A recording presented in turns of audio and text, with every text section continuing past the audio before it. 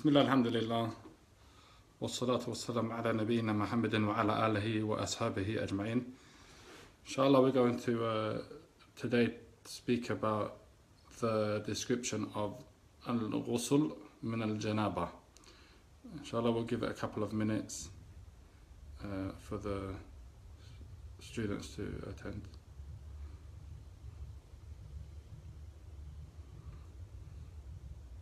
While we're waiting for for students to join, we'll do a quick recap of lesson 1 and lesson 2. Lesson 1 was the description of wudu, and we said that it's 9 points: to bring clean water, to have the intention of wudu, to say Bismillah, to wash the hands 3 times, and to make madmada and istinshaq 3 times, which is to gargle your mouth and to inhale and exhale water, to wash the face 3 times, and to run your fingers through your beard with the water. Also to wash your hands up until your elbows and including your elbows 3 times, to wipe the head from the front of the head to the back of the hairline and back again once, and also to wipe the ears with that, and then to wash the feet up until the 2 ankle bones and including the ankle bones 3 times, and that is the complete description of al-wudu. As for the evidence for that, then it's in Surah Al-Ma'idah, ayat number 6. It begins by saying, Allah subhanahu wa ta'ala says, Ya ayyuha alladhina amanu idha qumtum ila as-salati faghsilu wujuhakum wa aydiyakum ila al-marafiq, al-ayah. Or you who believe, when it's time for prayer or when you want to pray, then wash your faces and then your hands up, including your elbows, up to and including your elbows, and wipe your head, and then wash your feet up to your ankles. The scholars have deduced from this ayah that the arkan, or the furud, or the wajibat of wudu are 6. I.e., once you complete these 6, then your wudu is considered valid. Everything else is considered recommended in the wudu, and that is to wash the face, mouth and nose included, your arms up until your and including your elbows, starting from the fingertips up to and including your elbows, to wipe your head once, and to wash your feet up to including ankles, to do it in the order as mentioned in the ayah, as well as to do it successively so that you one limb after the other. These 6 are considered the things which are farad or wajib in the wudu. That was lesson 1. Lesson 2, we spoke about tayammum, and tayammum is 4 stages. The first is to have the intention, and there's an important hadith with regards to acts of ibadah that they have to be done.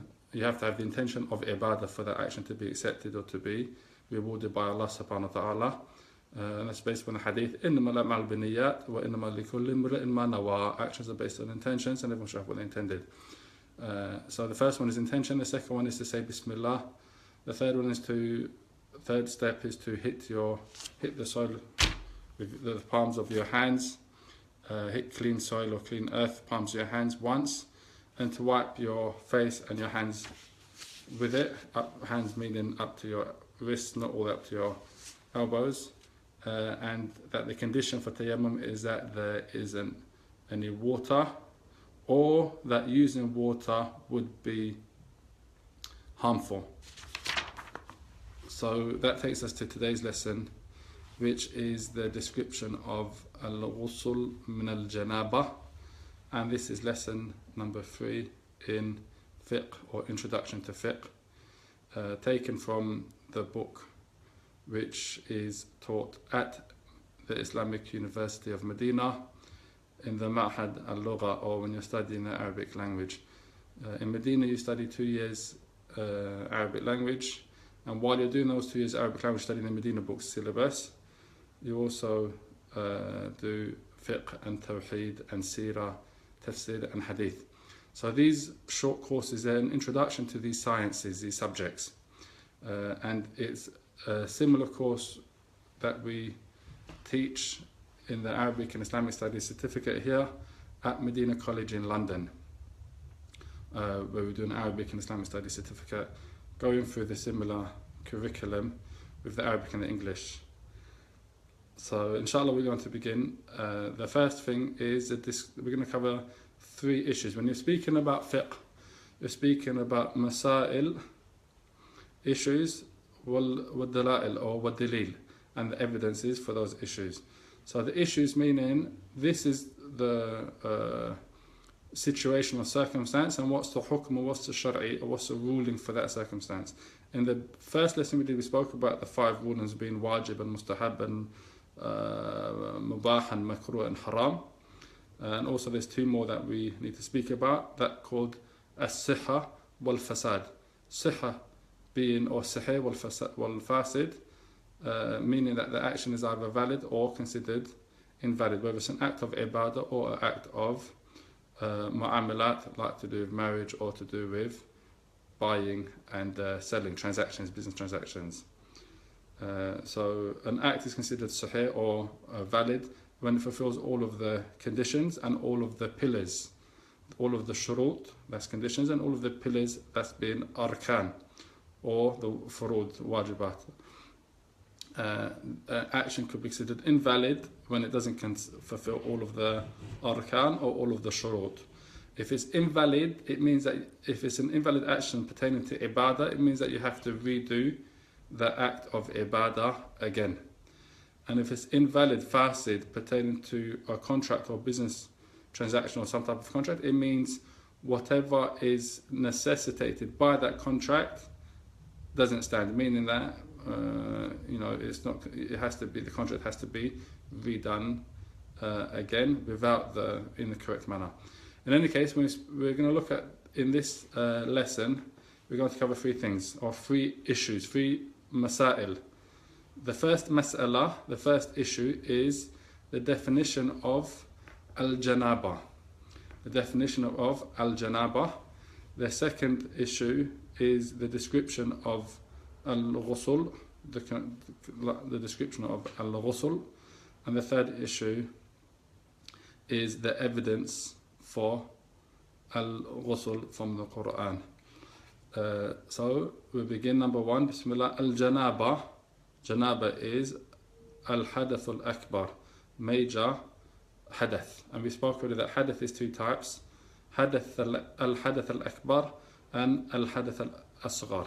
Hadath al-asghar is when you need to make wudu. Hadath al-akbar is when you need to make al-ghusl. So there are 6 reasons why a person would need to make ghusl. From them is al-janaba, when a person is in a state of junub as a result of the definition being نزول المني بشهوة من الذكر أو الأنثى بجماع أو نحوه. So it is it's semen coming out as a result of desires, whether it's from a man or from a woman, due to jima', sexual intercourse, or its like. So anytime a person can have a wet dream, or they have sexual intercourse with their spouse, then they're considered junub, which means before they can perform a certain act, they have to perform tahara before they can pray or make tawaf or other things which are mentioned in the more detailed books of fiqh. And that's based upon the ayah in the Quran. Again, Surah Al-Ma'idah, verse number 6 is very important for the chapter of At-Tahara, because it mentions the 3 types of tahara that a person does in that one ayah. Verse number 6 of Surah Al-Ma'idah, it mentions all 3 types of tahara: at-tayammum, al-ghusl and al-wudu. So in it says, وَإِن كُنْتُمْ جُنُبًا فَاتَّطَهَّرُوا. And if you are junub, meaning in a state of janaba as a result of what we mentioned, then فَاتَّطَهَّرُوا, then you have to purify yourself. So some of the reasons that a person is in, the reason is due to, as we mentioned, the definition, due to sexual intercourse or something like a wet dream. Also, there are other reasons when it becomes an obligation for somebody to make al-ghusl. So even if, for example, a person doesn't see any semen come out, then just by the two private parts touching, then the ghusl becomes an obligation. So that's second type. So one is nuzulul mani. Second type is iltika al-khitanain, i.e. the two private parts touching. The male's private part touching the female's private part. The third is related to women specifically after they finish their monthly menstruation, or after they've after they've had a baby and postnatal bleeding's ended. Then they have to make ghusl before they can perform the acts of ibadah, like salah and sawm. And then also when a Muslim dies, then you have to make a ghusl of him, you have to wash his entire body.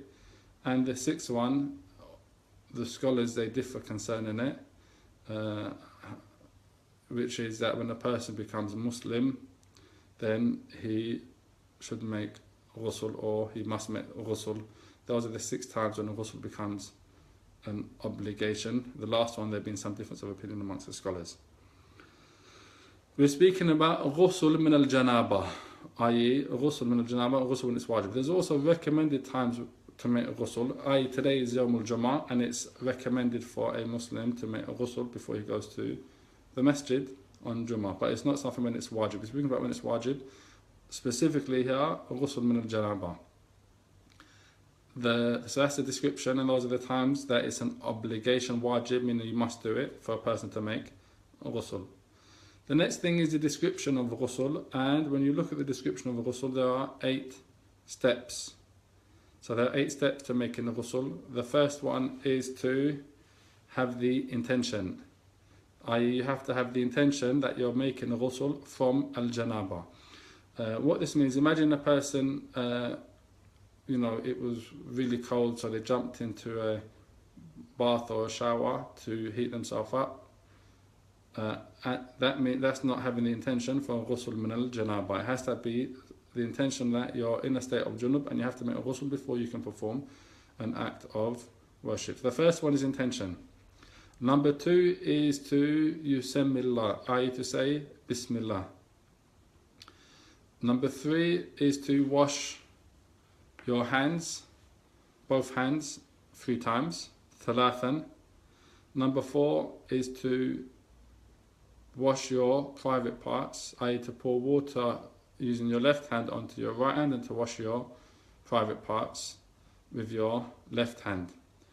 Number 5 is to make complete wudu, as if you're making wudu for salah, meaning that you wash your hands, mouth and nose, you wash your arms up into your elbows, you wipe your head, and then you wash your feet, including your ankles. So it's to make complete wudu for salah. And then number 6 is to pour water over your entire body. So it's to pour water over your entire body. And number 7 is to make sure the water touches your scalp. So it's to make sure that when you're pouring water over your head 3 times, you pour water over your head 3 times and you make sure it goes onto your scalp.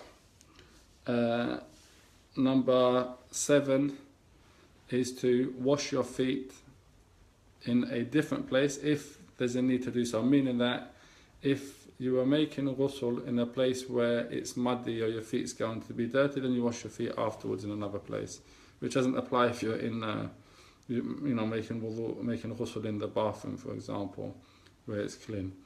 And the last one is to do your right side before your left side. So when you're pouring water over your body, you pour it over your right side and then you pour it over your left side. These are the stages. Number 8 is washing your feet, meaning that's only if you're in a place where where your standing is dirty, so your feet are going to be muddy. Otherwise, you wouldn't wash your feet again because they're already clean. So these are the stages. This is how it's described in the Sunnah of the Prophet Muhammad sallallahu alaihi wasallam with regards to making ghusl. This is a complete ghusl, i.e.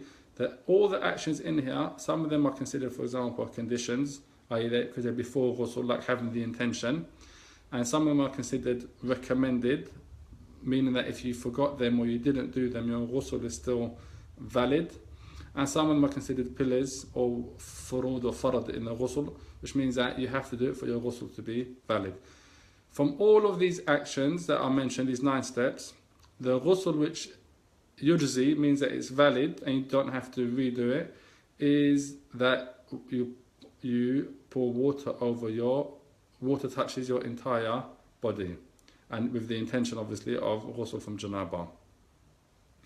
So water touches your entire body with the intention of ghusl from janaba, or ghusl so that you can perform the act of ibadah because you're in a state of hadath al-akbar, whether it's janab or haid or something else. Once you do that, then you've performed, your ghusl is valid. Even if you miss several steps, then your ghusl is still considered valid. So again, we'll repeat all the 8 or 9, 1, 2, 3, 4, 9 steps. First one is the intention for ghusl from janaba or from hadath al-akbar. The second is to say Bismillah. Number 3, to wash your hands 3 times. Number 4, to wash your private parts. Number 5, to perform complete wudu. Number 6, to pour water over your entire body. Number 7, to pour water over your head 3 times to make sure water gets to your scalp. Number 8 is to, if necessary, to wash your feet in a different place from where you made ghusl, because if necessary, I mean if the place where you're making the ghusl, your feet are going to be dirty because you're outside or there's sand or there's dirt or the like. And the last one is to do your right side before your left side, meaning that you pour water over your right, when you're washing your body, that you're doing your right side as you're pouring water. For example, if you imagine you're making a ghusl, not with a shower like we do today, but because not everybody has showers. Imagine making a ghusl how it was in the time of the Prophet Muhammad sallallahu alaihi wasallam, which is with a container. So you have your water, you're putting your jug in the water, and you're going to be pouring it over your body. So you pour over your right, and then pour over your left afterwards. So you'd do it on your right side before you do your left side, and that's based on the hadith we mentioned before in the lessons on hadith, that the Messenger of Allah used to prefer his right in all things which were good, or as is mentioned in the hadith. The last point then, after mentioning the definition of janaba, which is inzal al-mani bi-shahwa min al-dhakr al-untha bi-jama', then also mention the description of ghusl. The last thing is just to mention the evidence or the dalil for the obligation of ghusl, which is in Surah Al-Ma'idah verse number 6. Surah Al-Ma'idah verse number 6, it starts off by mentioning how to perform wudu, and then after that it mentions وَإِن كُنْتُمْ جُنُبًا فَاتَّهَّرُوا. إِن كُنْتُمْ جُنُبًا فَاتَّهَّرُوا. If you are junub, then perform at-tahara. And at-tahara here, it means al-ghusl. Also, it mentions in the same ayah to make tayammum if you don't have water.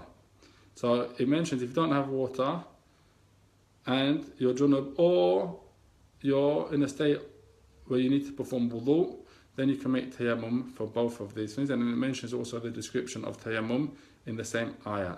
So for fiqh at-tahara, for the fiqh of tahara, then ayat number 6 in Surah Al-Ma'idah is very important because it mentions tayammum and it mentions al-tahara min al-janaba, and it also mentions al-tahara min tahara from hadath al-asghar, I mean when you break your wudu, how to perform al-wudu. So that's inshallah the lesson for today. Inshallah the study notes will go up sometime during the week for lesson 1, lesson 2 and lesson 3. And if you have any questions, then please feel free to either email them on the WhatsApp group or on the Facebook group for IlmQuest. And if you have any suggestions or private comments, then you can email the admin, or you can message the admin specifically privately with your questions. والله تعالى أعلم وصلى الله على نبينا محمد وعلى آله وأصحابه أجمعين.